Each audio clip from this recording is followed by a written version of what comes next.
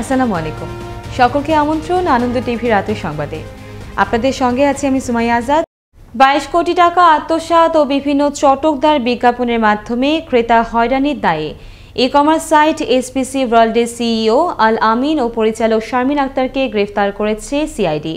সিআইডির অতিরিক্ত police super Khairul আমিনের সার্বিক দিক নির্দেশনায় এলআইসির একটি চৌকস দল গেল রাতে ডিম্পির রমনা থানার বেলি রোড থেকে তাদের গ্রেফতার করে। গ্রেফতারকালে জব্দ করা হয় একটি প্রাইভেট কার। সোমবার এক সংবাদ সম্মেলনে এসব তথ্য জানায় সিআইডি পুলিশ। শিশুর জন্য বিনিয়োগ করি, সমৃদ্ধ বিশ্ব গড়ি।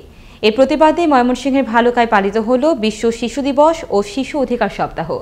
দিবসটি উপলক্ষে সোমবার বিকেলে শিশুদের নিয়ে এক র্যালি শেষে উপজেলা পরিষদের সভাকক্ষে আয়োজন করা হয় এক আলোচনা সভার। উপজেলা নির্বাহী কর্মকর্তা সালমা খাতুনের সভাপতিত্বে সভায় আরও উপস্থিত ছিলেন উপজেলার ভাইস চেয়ারম্যান সেলিনা রশিদ এবং শিক্ষা কর্মকর্তা সৈয়দ আহমেদ সহ আরও অনেকেই। গেল রাতে চুয়াডাঙ্গার দামোরহুদার কার্পাসডাঙ্গা মুজিবনগর সড়কে অভিযান চালিয়ে 195 বোতল ফেন্সিডিল সহ সাইদুল রহমান নামের এক মাদক কারবারিকে আটক করে র্যাব। আটক সাইদুলের বিরুদ্ধে মাদক আইনে মামলা দিয়ে থানায় হস্তান্তর করা হয়। সোমবার বিকেলে এক সংবাদ বিজ্ঞপ্তিতে এ তথ্য নিশ্চিত করেন র্যাব 6-এর company commander major Shariful Hasan. মাদক গ্রহণকারী কেউ স্বেচ্ছাসেবক লীগের নেতা হতে পারবেন না বলে জানিয়েছেন স্বেচ্ছাসেবক লীগের কেন্দ্রীয় সাংগঠনিক সম্পাদক শাহজালাল মুকুল। আগামী 6 অক্টোবর অনুষ্ঠিতব্য চাঁপাইনবাবগঞ্জ জেলা স্বেচ্ছাসেবক লীগের ত্রিবার্ষিক সম্মেলন উপলক্ষে সোমবার দুপুরে শহরের একটি অভিজাত হোটেলে আয়োজিত এক সংবাদ সম্মেলনে তিনি কথা জানান। দেখছেন আনন্দ টিভি রাতের সংবাদ, সঙ্গে আছে সুমাইয়া আজাদ।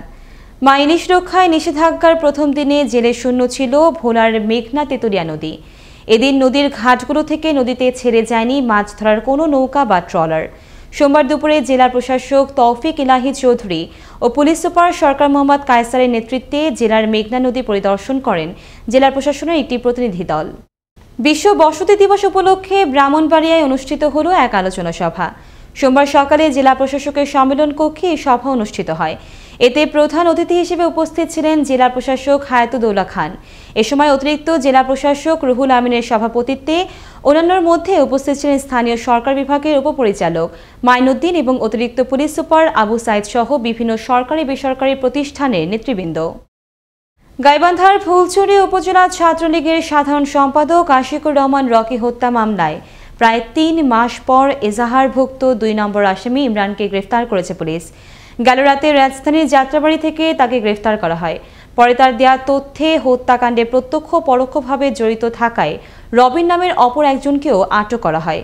সোমবার দুপুরে এক সংবাদ সম্মেলনে তথ্য নিশ্চিত করেন জেলা পুলিশ সুপার তৌহিদুল ইসলাম। যাত্রাবাড়ি এলাকায় একটা লোহা গলা ফ্যাক্টরিতে নাম পরিচয় গোপন করে ইমরান নাম চেঞ্জ করে সে বাঁধন নাম ধারণ করে।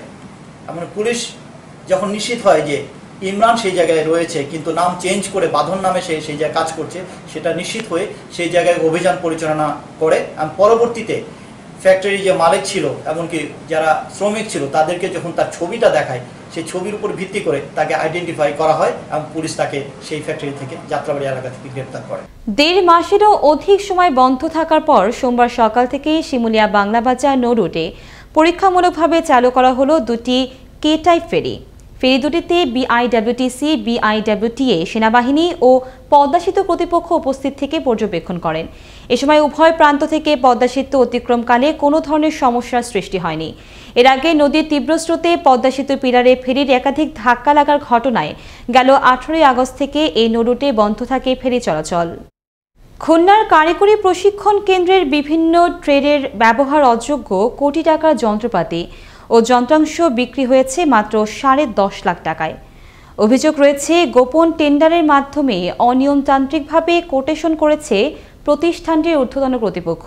এদিকে গোপন দরপত্র বাতিলের দাবিতে বিক্ষোভ, মানববন্ধন ও কর্মকর্তাদের ঘেরাও কর্মসূচির পাশাপাশি নিয়মতান্ত্রিকভাবে টেন্ডারের দাবি সাধারণ ব্যবসায়ীদের। খুলনা থেকে আমজাদ আলী লিটনের প্রতিবেদনে থাকছে বিস্তারিত। জনশক্তি ও প্রশিক্ষণ ব্যুরো নিয়ন্ত্রণাধীন খুলনা কারিগরি প্রশিক্ষণ কেন্দ্রের 17টি ট্রেড এবং 9টি সেকশনে ব্যবহার করার পর বর্তমান ব্যবহার অযোগ্য হিসেবে চিহ্নিত করা এমন বিপুল পরিমাণ যন্ত্রাংশ যার প্রকৃত ভ্যালু কোটি টাকার উপরে। বিশেষ সুবিধা নিতে এসব যন্ত্রাংশ মাত্র 10,60,000 টাকা বুক ভ্যালু দেখানো হয়েছে। এ যন্ত্রাংশের বিপুল পরিমাণ অর্থ আত্মসাতের জন্য নিয়মতান্ত্রিক দরপত্র আহ্বান না করে গোপনে কোটেশন আহ্বান করেছে কর্তৃপক্ষ। এ সংবাদ সাধারণ ব্যবসায়ী ব্যবসায়ীদের মধ্যে ছড়িয়ে পড়লে তারা আন্দোলনে নামেন।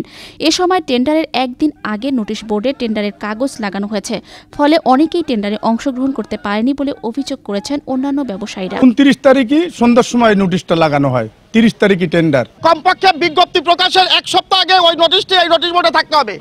30 তারিখে ওপেন হয়েছে, 29 তারিখ রাত্রে 11টার পরে এখানে নোটিশ বোর্ডে নোটিশ টাঙানো হয়েছে। এ ঘটনায় স্থানীয় ঠিকাদাররা ক্ষিপ্ত হয়ে অধ্যক্ষের অফিস ঘেরাও, বিক্ষোভ ও মানববন্ধন করেছে। কর্তৃপক্ষ পত্রিকার মাধ্যমে নিয়মতান্ত্রিকভাবে টেন্ডার আহ্বান করলে শিডিউল বিক্রি করেও সরকারের কয়েক লক্ষ টাকা রাজস্ব আয় হতো বলে জানিয়েছে তারা। বাংলাদেশ গভর্নমেন্টের যে রাজস্ব আয় থেকে গভর্নমেন্ট বঞ্চিত না হয়। যদি শিডিউল বিক্রি হতো তা না হলেও 2 লক্ষ টাকা থেকে 3 লক্ষ টাকা শিডিউল বিক্রি হতো, সেগুলোও হয়নি। টেন্ডারের প্রক্রিয়ার মাধ্যমে ঠিকাদার কাজ আনতে গেলে এক ঊর্ধ্বতন কর্মকর্তা তার কাছে মোটা অঙ্কের টাকা দাবি করেছে বলে অভিযোগ করেন এই ঠিকাদার। খুলনা কারিগরি প্রশিক্ষণ কেন্দ্রে পুরাতন মালের টেন্ডারে ঢাকায় যায় জাহাঙ্গীর হোসেন সাহেব স্যারের সাথে আমি দেখা করি। সে আমাকে বলে 3 লক্ষ টাকা দিলে আপনাকে কাজ পাওয়া যাবে। আগের টেন্ডার বাতিল করে নিয়মতান্ত্রিকভাবে আবারও টেন্ডারের দাবিতে সাধারণ ব্যবসায়ীরা প্রতিষ্ঠানের ভারপ্রাপ্ত অধ্যক্ষ এ.কে.এম. মনিরুল ইসলামের কাছে লিখিত অভিযোগ করেছে। এ বিষয়ে তিনি জানান, স্থানীয় ঠিকাদাররা এবং বিভিন্ন যারা লিখিত দিছে আমার কাছে, এবং যে লিখিত দিছে সেই লিখিতটা আমি ঊর্ধ্বতন কর্তৃপক্ষের কাছে প্রেরণ করব। পরবর্তীতে তারা যা সিদ্ধান্ত নেয় সেটা আমাকে জানাবে আর কি। খুলনা কারিগরি প্রশিক্ষণ কেন্দ্রের যন্ত্রাংশের বুক ভ্যালু পুনর্নির্ধারণ এবং কোটেশন বাতিল করে নিয়ম মাফিক টেন্ডারের মাধ্যমে সরকারের কোষাগারে বিপুল পরিমাণ অর্থ আসবে, এমনটাই প্রত্যাশা সাধারণ ব্যবসায়ী ও এলাকাবাসীর। নয়নমণি, আনন্দ টিভি, ন্যাশনাল ডেস্ক। নোয়াখালীর বেগমগঞ্জের একলাশপুর ইউনিয়নের চাঞ্চল্যকর গৃহবধূ ধর্ষণ মামলায় 2 আসামি দেলোয়ার হোসেন এবং আবুল কালামকে যাবজ্জীবন কারাদণ্ড এবং 50,000 টাকা জরিমানা অনাদায়ে আরও 3 মাসের কারাদণ্ড দিয়েছে আদালত। সোমবার বেলা 11টায় আসামিদের উপস্থিতিতে জেলা নারী ও শিশু নির্যাতন দমন ট্রাইব্যুনাল 1-এর বিচারক জয়নাল আবেদিন এ রায় প্রদান করেন। এর আগে গেল বছরের 6 অক্টোবর নির্যাতিতা ওই নারী দেলোয়ার হোসেন ও আবু কালামকে আসামি করে বেগমগঞ্জ থানায় একটি মামলা দায়ের করেন। মিয়ানমার থেকে সমুদ্রপথে ইয়াবার একটি বড় চালান দেশে প্রবেশ করছে এমন গোপন সংবাদের ভিত্তিতে কক্সবাজারের সেন্ট মার্টিনের ছেড়াদ্বীপ এলাকায় অবস্থান নেয় কোস্টগার্ড সদস্যরা।